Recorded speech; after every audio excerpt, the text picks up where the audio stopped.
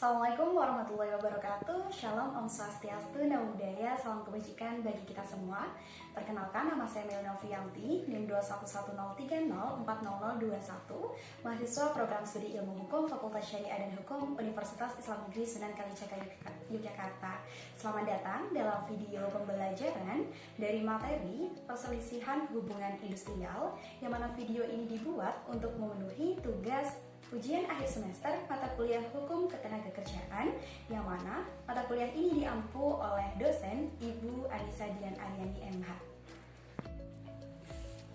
Baik, sebelum menuju lebih jauh mengenai dari adanya pengulasan materi dari perselisihan hubungan industrial, ada baiknya kita mengetahui terlebih dahulu definisi dari per variabelnya. Pertama adalah perihal perselisihan. Kalau di dalam KBBI, perselisihan ini dimaknai sebagai hal berselisih atau saling mempertentangkan. Kemudian yang kedua, variabel kedua adalah perihal hubungan industrial tentunya. Hubungan industrial ini dimaknai sebagai hubungan pihak yang berkepentingan atas adanya suatu proses produksi baik barang ataupun jasa di suatu perusahaan. Nah, hubungan industrial ini mengambil istilah dari adanya labor relation ataupun hubungan dari adanya perburuhan. Baik, menuju kepada definisi secara keseluruhan, kita bisa berkaca dalam pasal 1 angka 1 Undang-Undang Nomor 2 Tahun 2004, yaitu tentang penyelesaian perselisihan hubungan industrial. Di situ telah mendefinisikan bahwasanya perselisihan hubungan industrial adalah perbedaan pendapat yang kemudian mengakibatkan suatu pertentangan antara pengusaha atau gabungan pengusaha dengan pekerja atau buruh maupun serikat pekerja dan serikat buruh. Karena kenapa?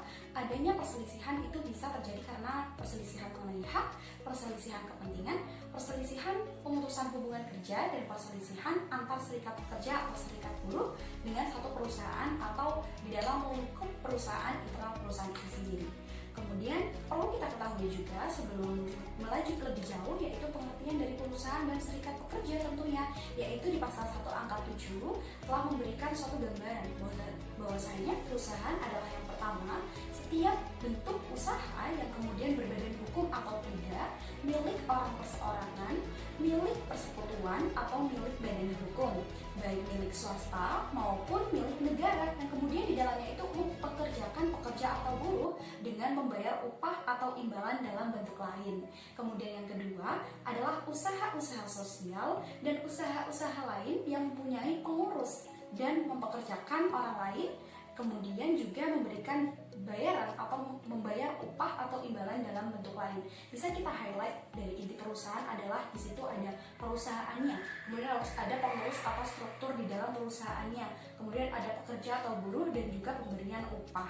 Kemudian di pasal 1 angka 8 itu mendefinisikan serikat pekerja atau serikat buruh, yaitu organisasi yang dibentuk dari, oleh, dan untuk pekerja atau buruh, baik di perusahaan maupun di luar perusahaan. Jadi bisa internal perusahaan pembentuknya ataupun bisa eksternal perusahaan dibentuknya serikat buruh itu sendiri.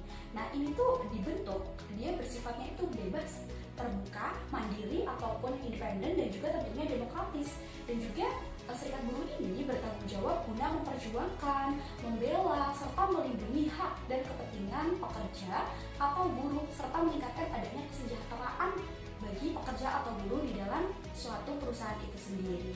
Nah, menuju kepada penjelasan selanjutnya, yaitu perihal jenis perselisihan hubungan industrial.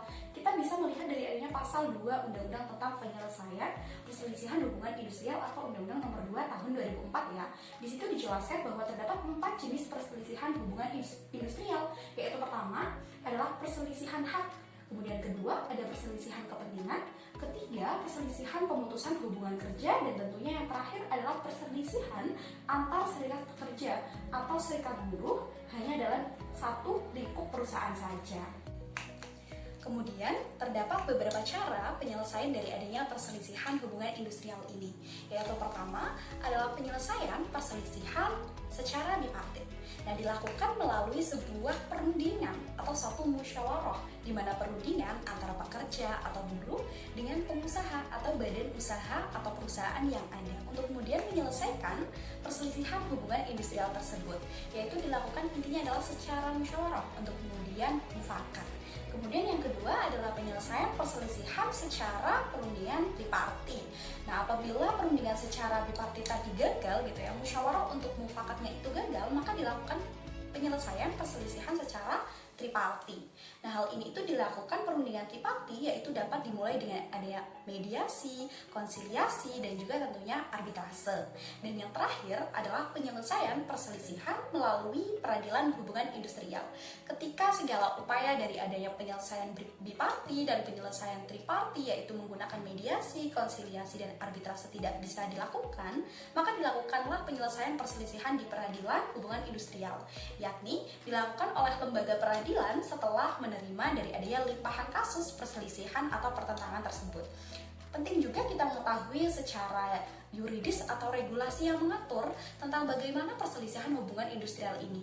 Tentunya yang umum itu ada Undang-Undang Nomor 13 Tahun 2015 tentang Ketenagakerjaan, dan tentunya ada undang-undang yang secara khusus mengatur perihal penyelesaian perselisihan hubungan industrial, yaitu Undang-Undang Nomor 2 Tahun 2004.